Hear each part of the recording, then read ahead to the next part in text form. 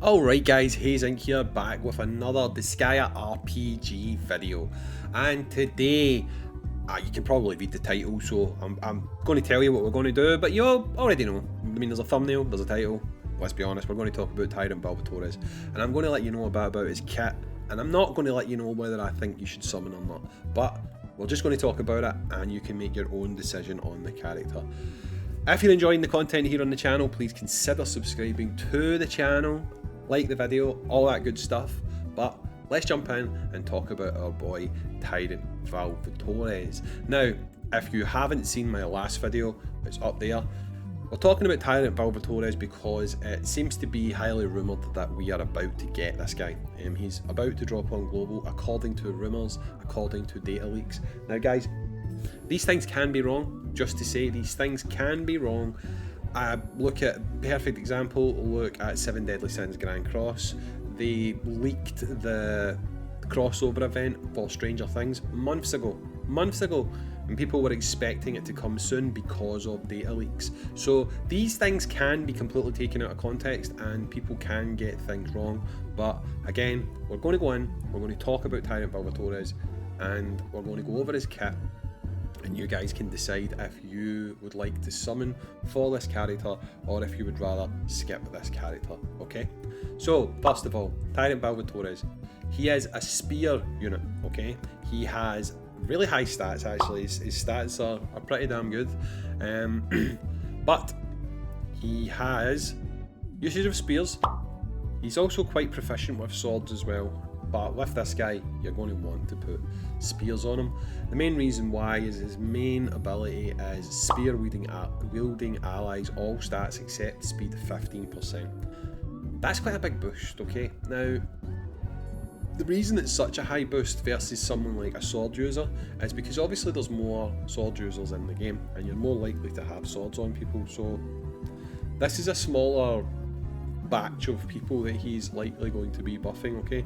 Now obviously you can build up more units to use spears to go alongside him, so if you do that, you could build a spear team round about this guy, but it takes a lot of work, you know. You've got to kind of go in yourself and raise weapon mastery of characters, etc. And whether you want to do that or not, I don't know, but he does buff himself quite a lot, so he can fit on a team that isn't a spear team, okay?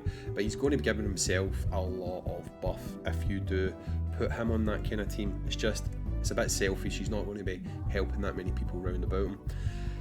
His NE1 is he heals by 18% if an enemy is down at the end of turn. So basically, if he kills an enemy, bang, he gets 18% HP back. Now that does make him very, what's the word I'm looking for? Versatile as someone who can maybe survive in the harder events, and he could be a character that could be the difference between you clearing an event and not clearing an event, especially as we get into the more harder content into the game. If you want his next one, it's NE5, and I don't know how many people have currently got Prinny sitting around, but at NE5 he gets 15% reduced SP cost when equipped with a spear. So they really want you to run a spear on this guy, obviously. That's decent. I mean, let's be honest, that is decent. There's no denying that is decent. This guy truly becomes a beast at NE7, okay? He gets attack plus 40% if an enemy is dead at the end of the turn, and it lasts for 2 turns. So if you're killing people turn after turn with this guy, he's going to be constantly boosting himself. He's constantly going to have a high level of attack, and with those boosts, you have to imagine it's going to be quite easy for him to kill people at the end of turn. So he is someone who is going to be good. I mean, I'm not going to lie about it. He's going to be someone who is good to have. Based on his kit, I mean, it's quite clear that he's going to look after himself very well if he's using a spear.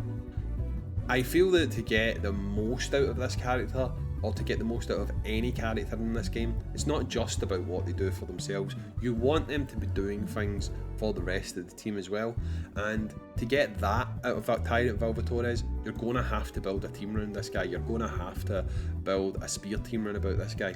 Yes, he will do fantastic on his own. He really will do fantastic on his own, but to get the absolute most out of him, I feel you want him in a spear team, because obviously in a spear team he isn't as selfish a character.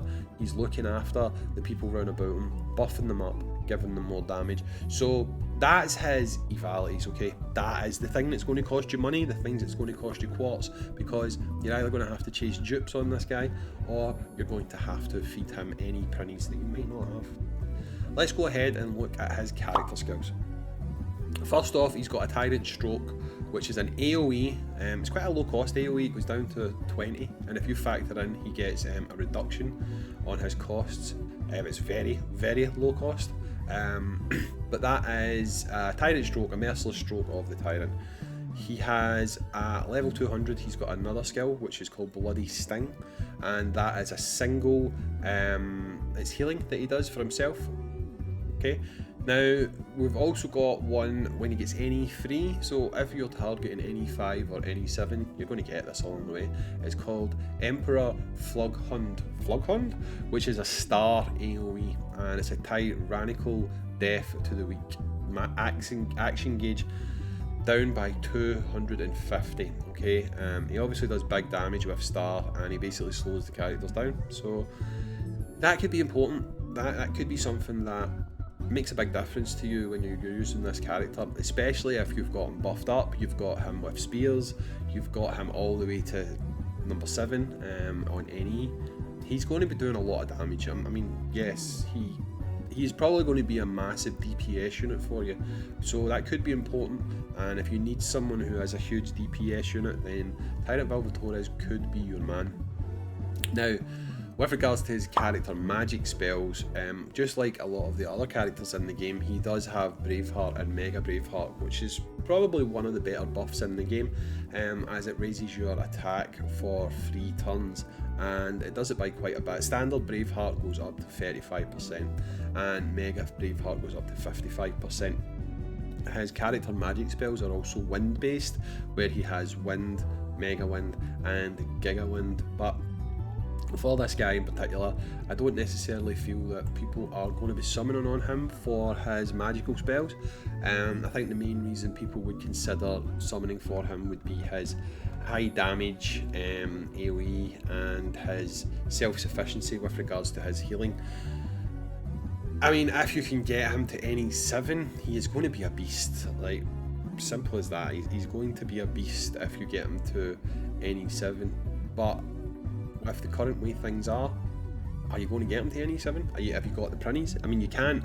The thing about Disgaea is you can't just go and buy prinnies. So even if you're a whale, unless you chase this guy on the banner, you can't like just get him to any 7. That could cost you an absolute fortune. And I mean, in my opinion, if you're a whale, you don't care, right? If you are a whale, just to say, if you are a whale, you do not care.